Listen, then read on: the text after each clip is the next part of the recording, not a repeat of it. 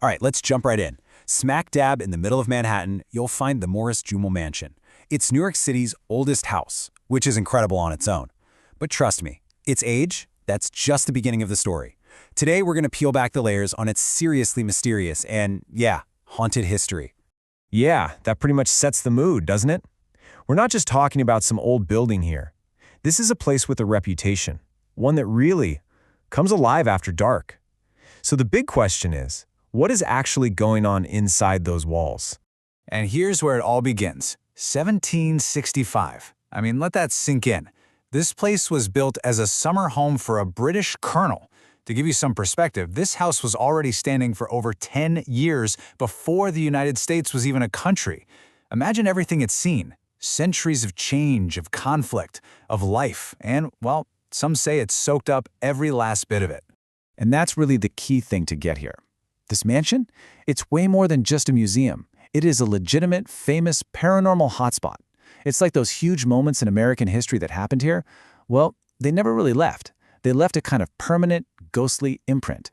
So let's start with the history, because that might just be where all these hauntings come from. We're talking about the ghosts that the past left behind. Okay, so fast forward to 1776, and everything changes for this mansion. The Revolutionary War kicks off, and the house gets taken from its owner, who was loyal to the British. And guess who moves in? It becomes a strategic headquarters for, get this, General George Washington himself. I mean, can you just imagine the tension in those rooms? Washington's in there planning the Battle of Harlem Heights. The entire revolution is on the line. The air must have just been electric with secrets and the sheer pressure of it all. And it really seems like that intense history just never packed up and left. A lot of people claim that the ghosts of those exact soldiers are still walking the second floor to this day. It's one of the biggest, most enduring legends about the place, and it's tied directly to its time in the war. And the stories get even more specific, even stranger. People have reported locks, just clicking open and shut, all by themselves. It's like someone or something is still wandering the halls, still using the house just like they did hundreds of years ago. So you have all this intense history, right? How does that turn into, well, all the weird stuff people have seen and heard over the years? This is where we get into the really unexplained phenomena. And believe me, the list of things people have reported is long. We're talking everything from shadowy figures with these creepy glowing red eyes to furniture just moving on its own. People hear old songs when there's no music playing. They feel these freezing cold spots in rooms where the windows are totally sealed shut. And get this, some even swear they've seen the faces in the paintings actually change. To really give you a feel for it, let me tell you about one specific, pretty chilling story. So there was this group, right?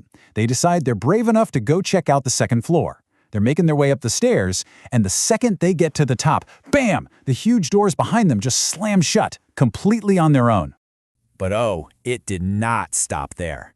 While they're still reeling from the door slamming, a figure appears, dressed in old-fashioned period clothing.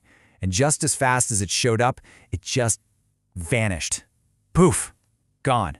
All that was left was the sound of whispers that seemed to be right in their ears.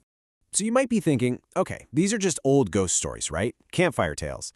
Well, not if you ask the people who visit today. Let's talk about the encounters that are happening right now, connecting these old legends to modern-day experiences. And what's so wild about all this is how consistent the stories are. The old legends, the ghosts of soldiers, the whispers in the hallways, those are the exact same things people are reporting today. It's like a straight line from the 1700s to right now. The activity hasn't faded one bit. And there are other modern puzzles too. People have seen strange lights suddenly appear inside the mansion late at night, lighting up the windows and ceilings from the inside. It's almost like someone's walking around with a lantern, long after everyone's gone home and the doors are locked. So, when you put all of this together, it really makes you wonder, doesn't it? What is the Jumel Mansion? Is it just a beautiful old house full of history, or is it something else entirely? And I think that's the main takeaway here. The mansion really has two identities, right? On one hand, it's this priceless piece of American history. But on the other, it's a legendary hotspot for the paranormal. It's a place where history, mystery, and yeah, ghosts all seem to come together. Which leaves us with one last question for you.